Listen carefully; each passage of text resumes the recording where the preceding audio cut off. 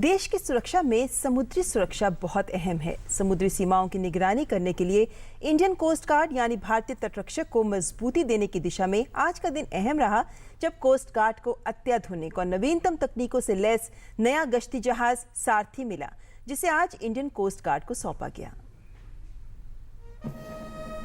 26/11 जैसे आतंकी हमलों को रोकने और देश के समुद्री सीमाओं की सुरक्षा की पतवार संभालने के लिए इंडियन कोस्ट गार्ड यानी भारतीय तटरक्षक को एक सारथी का साथ मिल गया है। जी हां, कोस्ट गार्ड के लिए नए गश्ती जहाज को केंद्रीय गृह मंत्री राजनाथ सिंह और रक्षा मंत्री मनोहर पर्रिकर ने औपचारिक तौर पर शुक्रवार को भारतीय तटरक्षक को सौंप दिया। अत्याधुनिक और नवीनतम तकनीकों से लैस सारथी की तैनाती से तटीय इलाकों की सुरक्षा करने, बचाव अभियान चलाने, तस्करी रोकने के काम में कोस्ट गार्ड की क्षमता में बढ़ोतरी होगी। इस सारथी के इंडियन कोस्ट गार्ड के फ्लीट में शामिल होने से निश्चित रूप से इस फोर्स को एक नई ताकत मिलेगी और इस फोर्स के ताकत में भी एक इजाफा होगा।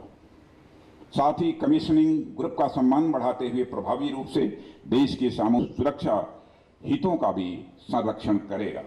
हेलीकॉप्टर और बोफोर्स तोपों से लैस देश में बना सारथी मेक इन इंडिया का प्रतीक भी है। 105 मीटर की लंबाई वाला ये पोत भारतीय तटरक्षक के सबसे बड़े जहाजों में से एक होगा। समुद्र में तेल बिखरने से पैदा होने वाली समस्याओं से निपटने के लिए इस शिप में पोल्यूशन रिस्पांस इक्विपमेंट भी होगा।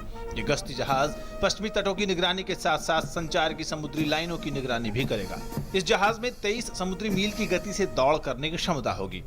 इंडियन कोस्ट गार्ड को एक सारथी का साथ मिल रहा है और सागर के सीने पर सीना तान कर खड़ा यह सारथी भारत की शिप बिल्डिंग आर्ट और ट्रेडिशन का एक शानदार उदाहरण है। भारतीय तटरक्षक के पास फिलहाल 122 जहाज और 62 एयरक्राफ्ट हैं। सारथी के शामिल होने से कोस्ट गार्ड की ताकत में खासा इजाफा होगा। ये उन 6 जहाजों के सीरीज में तीसरा है जिसका ऑर्डर तटरक्षक बल ने दिया है। बचे हुए जहाज साल 2017 तक तटरक्षक को मिल जाएंगे। सुधाकर दास के साथ news night desk, DD news.